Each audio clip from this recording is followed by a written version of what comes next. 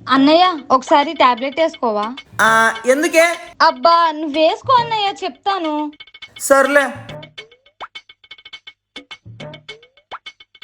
అలా ఊరుకూరికే టాబ్లెట్లు వేసుకోకూడదు చెల్లమ్మ. కనీసం ఇప్పుడైనా చెప్పు, ఎందుకు వేసుకోమన్నావో? ఆ టాబ్లెట్లు రేపు ఎక్స్పైర్ అయిపోతున్నాయి అన్నయ్య. సరే డబ్బులు వేస్ట్ అవడం ఎందుకు అని నిన్ను వేసుకోమన్నాను.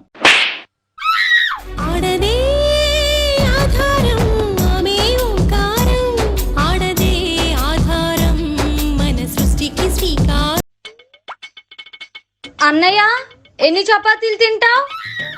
చెల్లమ్మ 4 చపాతీలు చేయి చెల్లమ్మ. 4 చపాతీలా? చూసుకో మరి, నేను చేసే చపాతీలు ఎంత పెద్దగా ఉంటాయో.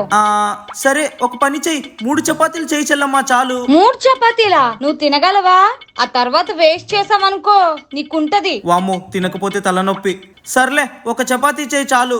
ఏంటి ఒక్క చపాతీయా? నీ ఒక్క చపాతీ కోసం నేను పిండి కలిపి చపాతీ చేసి నీకు ఇవ్వాలా? ఒక్క చపాతీ ఏదో బయటకు వెళ్తున్నా. సరే చెల్లమ్మ.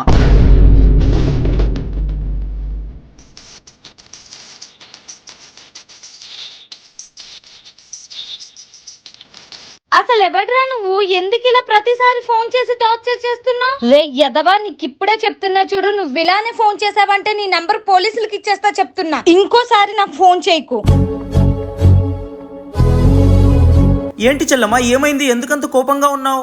ఎవరో తెలీదన్నయ్య, రోజు నాకు ఫోన్ చేసి టార్చర్ చేస్తున్నాడు. నేను బ్లాక్ కూడా చేశానన్నయ్య, కానీ రోజు వాడు వేరే వేరే నంబర్లతో ఫోన్ చేసి టార్చర్ చేస్తున్నాడు. ఒక పని చేయన్నయ్య, నాకు కొత్త సిమ్ తెచ్చివ్వు. సరే, నీకోసం ఒక కొత్త సిమ్ తీసుకుని వస్తాను చెల్లమ్మ. సరే అన్నయ్య.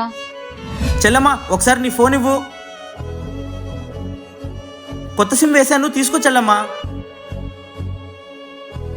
రే యదవా, నేను ఇప్పుడు కొత్త సిమ్ తీసుకున్నాను. ఇప్పటి నుంచి నువ్వు ఎలా కాల్ చేస్తావో నేను చూస్తాను.